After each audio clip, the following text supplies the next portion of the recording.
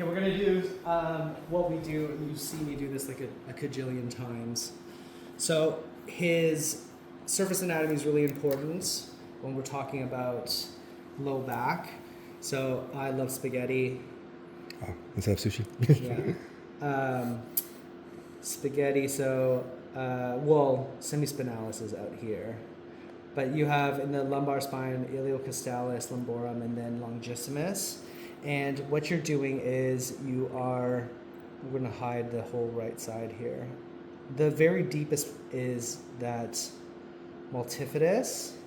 So think about your erector spinae is like right in the middle, and then your transverse process is out here.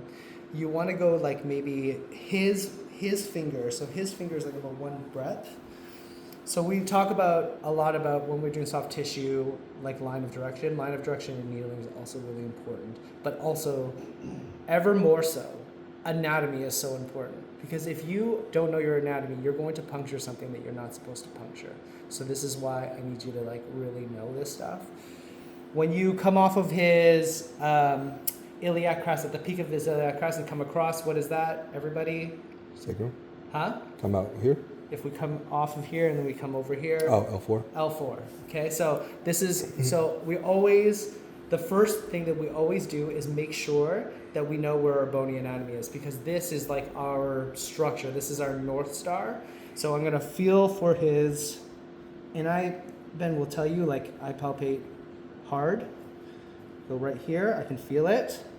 Because everybody's going to be varying of size. You're going to have to go through tissue, and then we're going to come over to L4. So then now I'm going to feel for L5, and then his sacrum is going to be right here. So if we're going to go here, a lot of our times, a lot of our patients or athletes will have issues at L5, L4, and also in the sacrum.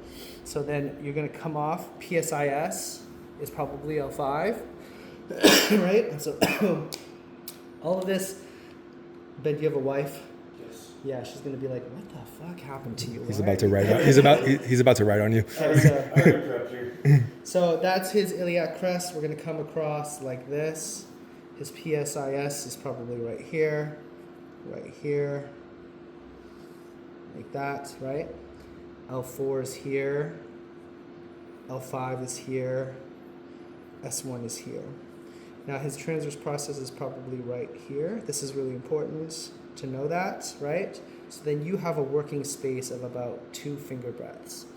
The line of direction that you're going to needle for the lumbar spine is as close to the erector spine, because you know how it goes like this, it like kind of V's. You can go straight down, and sometimes I do, but oftentimes I do this. Things that you have to be aware of is tissue pull. So when you pull a tissue, you are pulling everything that's above it and below. As soon as you go to above it, so imagine if the skin above it is moving this way or that way. If I'm moving this way, I'm going to put a needle here. But as soon as I do it, it's going to come out this way. So you have to be aware of tissue pull. So you've seen, again, we do this like a million times. You're going to put your gloves on, so clean needle technique is really important. Okay. You're going to alcohol swab the area. You're just going to go into one direction on both sides, like this. Okay. I'm going to let it dry for a second. Now, again, I know where my shit is. You're going to, I can do it either or. So I can do it contralateral or ipsilateral. I'm going to do contralateral because it is easier, but you're going to have to do ipsilateral too, so it doesn't necessarily matter. I find that L4, I'm right at the spine. Oh.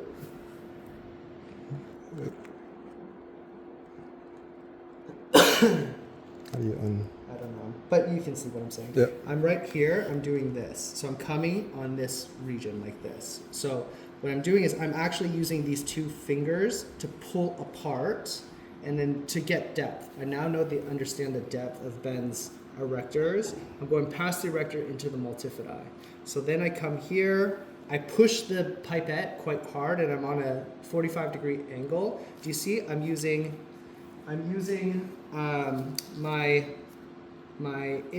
or my middle finger and my thumb. I'm coming like this, and then I'm going to tap it in real quick. So if you're doing it correctly, the most uncomfortable part of this is actually just the pipette.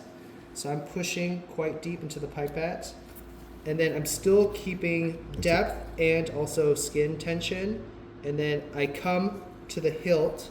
This is the hilt where the copper ends right into the acupuncture needle, and I'm pistoning. So I piston down like this. This is the motion, and I never go to a point where the skin, I go deep into the hilt. Like, this is a no-no. And then you see, once I let go of the tissue grabs on and up. So that is about the maximum of where I would like to see a needle. Okay. He's a little bit bigger, so you're going to use probably a 75. Okay, same thing. I'm pushing quite hard with the pipette. He doesn't necessarily feel the needle. Once I get there, now I'm deep. He feels it. I'm right on his lamina, and then I come off. That's a more safe situation than putting a 40 in. So Does that this, make sense? yeah, I was reading. So the needle sometimes doesn't get sucked in. Yeah, because it will get sucked in, and the reason why we don't go all the way to the hilt is because the hilt is the most vulnerable spot of the needle, so it is more likely to break in half. In 12 years, that have been 15 years that I've been doing this. It's never, not that wood. It's never happened, but I don't want to get into a situation where It does. it does, and then they essentially have to go to the hospital and Yeah, they have to do minor surgery. the book said make sure you keep needle nose pliers on you just in case. Yeah, seriously. And you see, like, I give myself a lot of room. Mm-hmm. Okay, so try it. Ben, was that uncomfortable? No, honestly. No, it shouldn't be uncomfortable. The pipette is probably the most uncomfortable spot. Yeah, that was